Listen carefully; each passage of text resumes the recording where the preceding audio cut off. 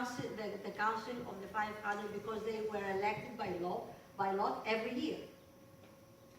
This is why we are talking about the rule of the demos, because they changed positions so that in a period of 10, 20, 30 years, or more than that, if we have the 5th century, they all became part of this power.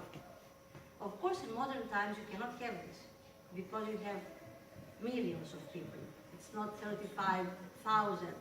This is why it was possible to be actually a direct democracy, because the number of the citizens was not so big, enormous, as it is nowadays.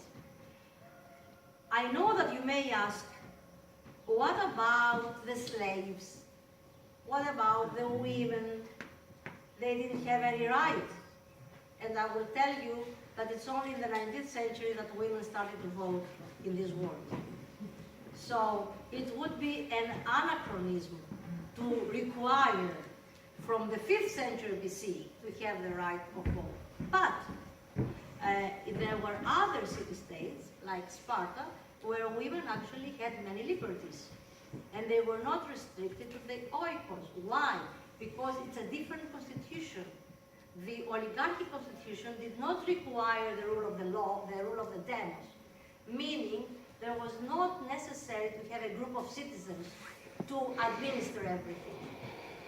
So this restriction itself brought other restrictions to the private house, oikos, as it said, of each citizen of the city. The slaves, again, we go back to a completely different time. The slaves were what they would get from the wars. So they were their gifts, let's say, from their war. What we know, though, from different texts from the classical period of Athens is that the Athenians actually regarded the slaves as part of their family. They really had loving relationships with them in the sense that they did not regard them as objects, as according to law it should be. And also the slaves would be the educators of the children, because most of them actually were educated and could perform that.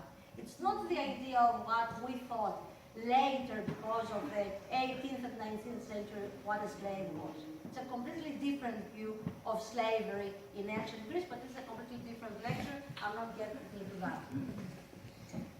So, to conclude here, we have the assembly, as it is called, ecclesia.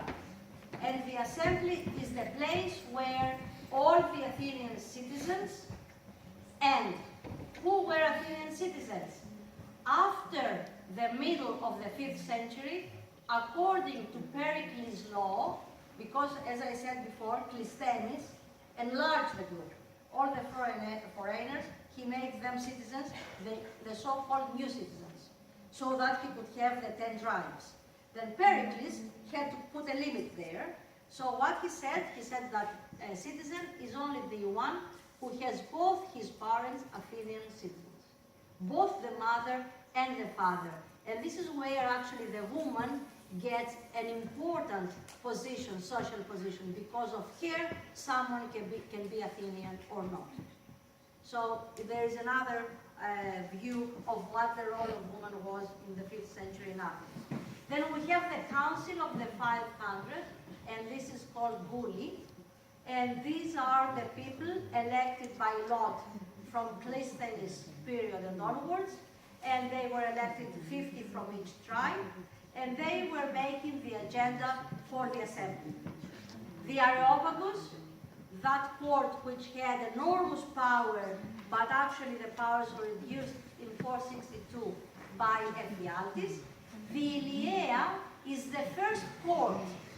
The assembly in the beginning was actually functioning as a court, and this is called Iliea. After that, they invented a very complicated way of actually getting the judges each day in the morning of the trial by lot, representatives from all the tribes, so that to prevent bribery. because Athenians knew each other. If I knew that you would be judged, I would give you money to vote for me. And this is why they made a very complicated system to prevent from bribery. And then we have the Heliastic courts. But in the beginning, Heliaea, the whole ecclesia, actually functions as a court as well. The strategii are the generals.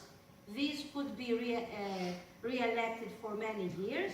The archons are the 9 archons who actually have the main legal powers, and they can serve only for 1 year, and other magistrates who actually were responsible for trade, for taxes, for other problems in the marketplace, and so on. You see this, if you see now this picture here, the bottom are the people, the citizens, and the top the assembly. And this power is distributed to the juries, to the court, to the council, to the laws, to everything. And this is why we're talking again, I want to say this again, about the rule of the citizens, male, organized into 10 tribes. The ecclesia, the assembly, has the biggest power in the 5th century because they make all the decisions. They vote for everything. Everything has to pass from the assembly. A law, a war, a peace, who would be an official, an appeal, everything would go to the assembly. Here is the assembly, the Pnyx.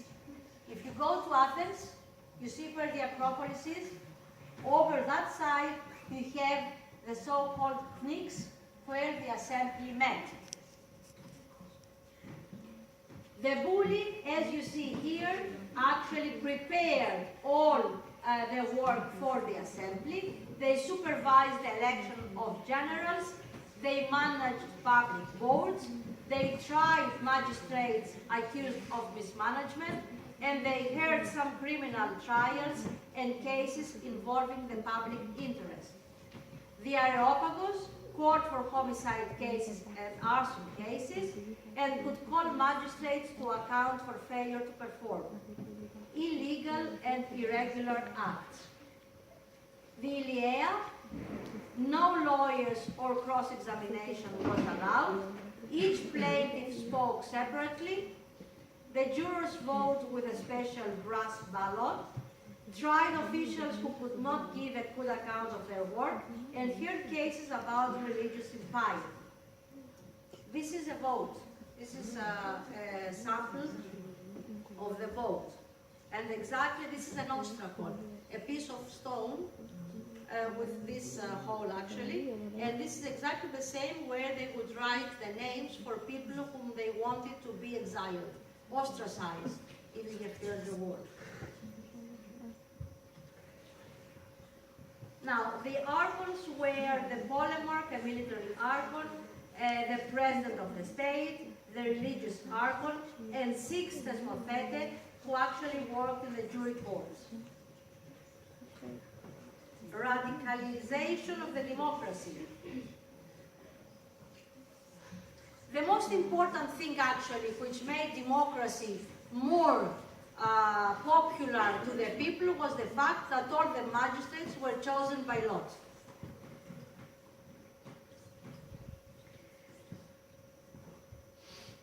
Pericles reforms payment of jurors, chosen by lot.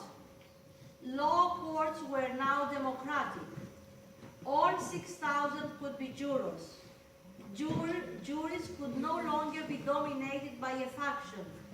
Members of archonship from top 3 classes chosen by lot. Middle class now more involved, archons and bully members paid. And that's the end.